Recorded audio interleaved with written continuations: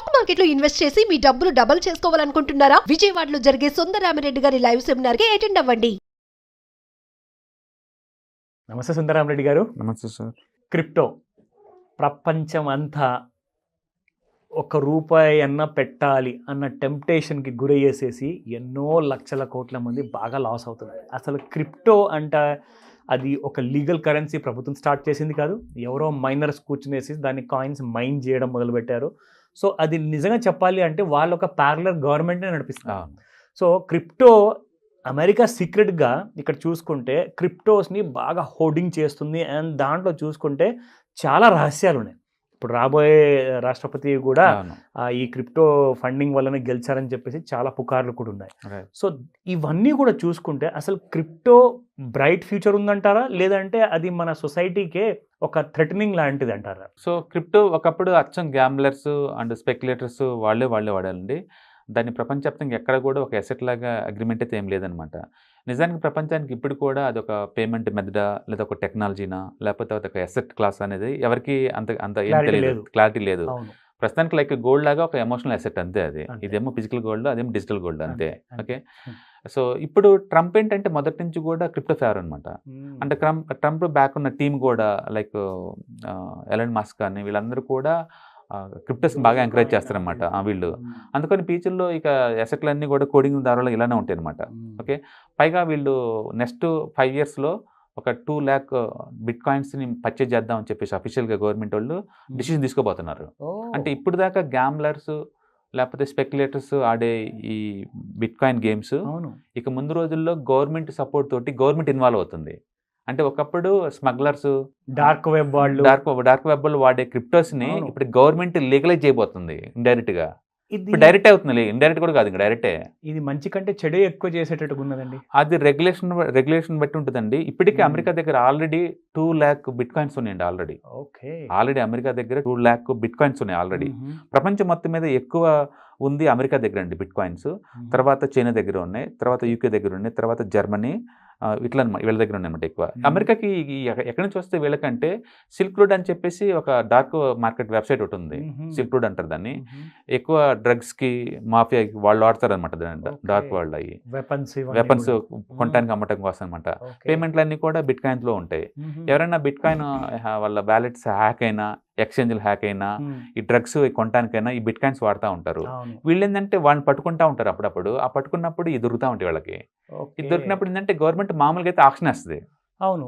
Government ఇప్పుడు ఏదైనా దొరుకుతుంది అనుకోండి, గవర్నమెంట్ కొన్ని రోజులు ఉంచుకొని లీగల్గా అన్ని క్లియర్ అయిన తర్వాత వాటిని ఆక్షన్ వేస్తారు, వచ్చిన డబ్బుల్ని పబ్లిక్ కోసం వాడతారు అనమాట. అలాగే అమెరికాలో మొదట్లో ఈ బిట్ కాయిన్ దొరికినప్పుడు వాళ్ళకి ఈ డార్క్ వెబ్ నుంచి వాటిని ఎలం పట్టేసేది అనమాట. మొదట్లో అట్లా $600 కూడా అమ్మారు బిట్ కాయిన్. మొదట్లో $1,000 అవ్వగానే బిట్ కాయిన్స్ అమ్మేవాళ్ళు అనమాట. అయితే రాను రాను వీళ్ళు ఎక్కువ హ్యాక్ అవటాలు, ఎక్కువ గవర్నమెంట్ వాళ్ళు దాన్ని పట్టుకోవడం చేస్తున్నారు. తర్వాత ఇది ఏలం పట్టకుండా అంతే అట్టి పెడుతున్నారు అనమాట. అట్లా ఇప్పటికీ అమెరికాలో 2 lakhs బిట్ కాయిన్స్ ఉన్నాయి. ప్రపంచం మొత్తం మీద ఎక్కువ బిట్ కాయిన్స్ ఉన్న గవర్నమెంట్ ఏంటంటే అమెరికన్ గవర్నమెంట్ వాళ్ళు. అది ఫ్రీగా వచ్చాయి. ఫ్రీగా అంటే వాళ్ళు రైడింగ్ చేసినప్పుడు వచ్చినప్పుడు అనమాట. మన దగ్గర ఇండియాలో అనుకోండి, ఇప్పుడు ఏదైనా డ్రగ్స్ దొరికింది అనుకోండి, మన వాళ్ళు స్పాయిల్ చేస్తారు. వాళ్ళు అనుకోండి అమ్మేసి ఎన్కాష్ చేసి డబ్బుల్ని సొసైటీ కోసం వాడతారు అనమాట. అట్లా అనమాట. సో ఇప్పుడు వీళ్ళు ఈ బిట్ కాయిన్ ఇది కాకుండా డైరెక్ట్గా బిట్ కాయిన్ నెక్స్ట్ 5 yearsలో ఇయర్లీ ఒక 1 lakh బిట్ కాయిన్స్ చొప్పున నెక్స్ట్ 5 yearsలో 5 lakh బిట్ కాయిన్స్ కొనాలి కనీసం అని చెప్పేసి ఒక ప్రోగ్రామ్ లాగా పెట్టుకున్నారు వీళ్ళు. అంటే ఫ్యూచర్ పొటెన్షియల్ చాలా ఉంది. అంటే ఇప్పుడు దాకా గవర్నమెంట్ సపోర్ట్ లేదు అనుకుంటున్న బిట్ కాయిన్ కడితే ఫస్ట్ టైం గవర్నమెంటే డైరెక్ట్ ఇన్వాల్వ్ అయ్యి అంటే హోల్డ్ చేస్తుంది, ప్లస్ వాళ్ళే పర్చేజ్ చేస్తున్నారు అంటే దాన్ని లీగలైజ్ చేయబోతున్నారు అని అర్థం ఇండైరెక్ట్గా. అంటే ఇప్పుడు దాకా డకాయిట్స్, స్మగ్లర్స్ వాడే బిట్ కాయిన్ అనమాట. ఇక్కడ నుంచి స్లోగా అది మార్కెట్లో రాబోతుంది అనమాట. ఇప్పటికే అమెరికాలో చాలా వరకు ఈ బిట్ కాయిన్ ఎక్స్చేంజ్లు అన్ని కూడా క్రిప్టో కరెన్సీ ఎక్స్చేంజ్లు మొత్తం గోల్డ్, సిల్వర్, అదర్ మెటల్స్లో మార్చుకోవడానికి ఛాన్స్ ఇచ్చారు. ఇప్పటికే ఆల్రెడీ గోల్డ్లోకి మార్చుతున్నారు వాటిని. అంటే ఇక అన్ని అసెట్లకు మారబోతుంది అందరిలో. సో మింగిల్ అయిపోతుంది, అంటే సొసైటీలోకి వచ్చేస్తుంది, స్లోగా మింగిల్ అయిపోతుంది. దీనివల్ల ఏంటంటే మిగతా అసెట్స్ కూడా టూ మచ్ వాలటిలిటీ వస్తుంది ఇంకా. ఎందుకంటే బిట్ కాయిన్ అంటేనే స్పెక్యులేషన్ మారిపోయారు. అది ఇప్పుడు $1,00,000 ఉంది. అది వచ్చేసి మిగతా అసెట్లను టచ్ చేసింది అనుకోండి, మిగతా మార్చుకునే ఛాన్స్ ఉందనుకోండి, దాన్ని కూడా యాక్సెప్ట్ చేస్తారు. అందుకని ఇప్పుడు ట్రెడిషనల్ ఇన్వెస్టర్స్ కూడా ప్రపంచవ్యాప్తంగా కూడా ఈ బిట్ కాయిన్, అదర్ క్రిప్టో కరెన్సీలో పెట్టే ఛాన్స్ ఎక్కువ ఉంది అనమాట దీని గవర్నమెంట్ వల్ల. ఇప్పటికే అమెరికాలో ఈటీఎఫ్స్, ఇన్వర్స్ ఈటీఎఫ్స్ అన్ని వచ్చేసినాయి బిట్ కాయిన్స్ మీద, క్రిప్టోస్ అన్నిటి మీద. సో అందుకని ముందు రోజుల్లో ఈ అమెరికన్ గవర్నమెంట్, ఈ ట్రంప్ బిట్ కాయిన్ ఫేవర్ ఉంటాం, అండ్ వాళ్ళ సపోర్ట్ టీమ్గా ఉన్న ఎలన్ మాస్క్ వీళ్ళందరూ కూడా క్రిప్టో కరెన్సీ సపోర్ట్గా ఉండటం వల్ల ఓకే. క్రిప్టో కరెన్సీస్కి ఒక స్వర్ణయుగం అనుకోవచ్చు. మామూలుగా అయితే అది ఎవ్రీ 5 yearsకి ఒకసారి సైకిల్ అనమాట, అవును, డౌన్ అవ్వాలి. కరెక్ట్. ఇప్పుడు ఈసారి డౌన్ అవ్వపోగా సపోర్ట్ తీసుకొని ఇంకా పైకి పోయే ఛాన్స్ ఎక్కువ ఉంది, ఎందుకంటే వీళ్ళు పవర్లోకి వచ్చారు కదా. వాళ్ళ పవర్లోకి వచ్చారు కాబట్టి. ఓకే, పైగా వాళ్ళే ఇన్వెస్ట్ చేయడానికి రెడీగా ఉన్నారు. కరెక్ట్. వాళ్ళు ఆల్రెడీ కూడా ట్రేడింగ్ చేస్తున్నట్టున్నారు దాంట్లో, అంటే గవర్నమెంటే దీన్ని లీగలైజ్ చేయబోతుందంటే. అందుకని ముందు రోజుల్లో ఇక అసెట్స్ అన్ని రీడిఫైన్ అవుతున్నాయి అనమాట. ఇప్పటిదాకా ఉన్న సేఫ్టీ అసెట్స్ అనుకుని కాస్త రిస్క్ అసెట్లు అయిపోతున్నాయి, రిస్క్ అసెట్ అనుకుని కాస్త సేఫ్టీ అసెట్గా మారుతున్నాయి. ఒక అసెట్ నుంచి ఇంకో అసెట్కి ఈజీగా మార్చుకునే ఫెసిలిటీ వస్తుంది డిజిటల్ కాబట్టి. డిజిటల్ కాబట్టి ముందు రోజులు ఏమేమి చూడాలో మనం చూడాలి. మొత్తానికి అయితే అసెట్స్ అన్ని కూడా రీడిఫైన్ అవుతున్నాయి అండ్ ఈ రిస్క్ ప్రొఫైల్ మారిపోతుంది రాను రాను. సో చాలా జాగ్రత్తగా ఉండాలి, ఒక్కొక్క రూపాయి ఎక్కడ పెట్టుబడి పెట్టాలి. సో ఇలాంటి ప్రోగ్రామ్ చేసేది ఆ అవేర్నెస్ కోసమే. ఇన్ఫ్యాక్ట్ ఏ దానికి కూడా ఎక్కువగా మొగ్గు చూపించకండి, టెంప్ట్ అవ్వకండి.